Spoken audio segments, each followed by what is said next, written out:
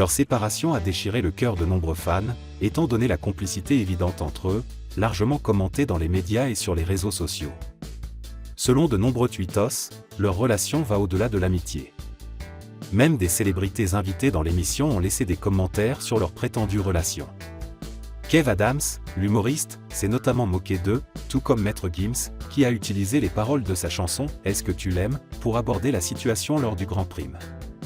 Invitée sur Quotidien le 30 janvier 2024, Elena a été de nouveau interrogée sur Pierre.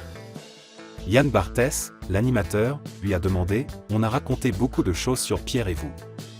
On a dit que vous étiez en couple. On a dit plein de choses. Mais est-ce que vous étiez au courant de tout ça? Et est-ce que c'est vrai ?» Face à la caméra, Elena s'est montrée transparente, pas du tout. Évincée de la Star Academy lors de la dernière émission du week-end, Elena a marqué les esprits en apparaissant de manière saisissante sur le plateau de Quotidien ce mardi 30 janvier 2024. L'occasion rêvée pour la jeune Belge de répliquer sans détour aux rumeurs circulant autour d'elle et de Pierre.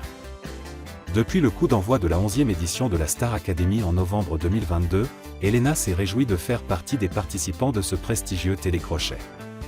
Ayant eu l'opportunité de résider dans le château de Damary-Lélis, lieu emblématique qui a accueilli des talents tels que Jennifer, Nolwenn Leroy et Grégory Lemarchal, elle a perfectionné ses compétences artistiques, notamment en chant et en danse.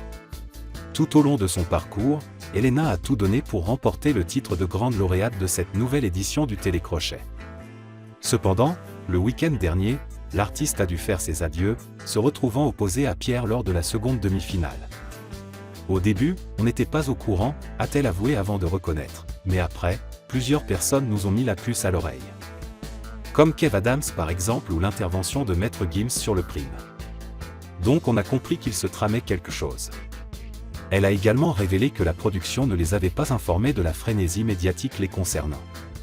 Pierre et moi on s'entend très bien, mais c'est de l'amitié et ça s'arrête là, a-t-elle conclu. C'est dit.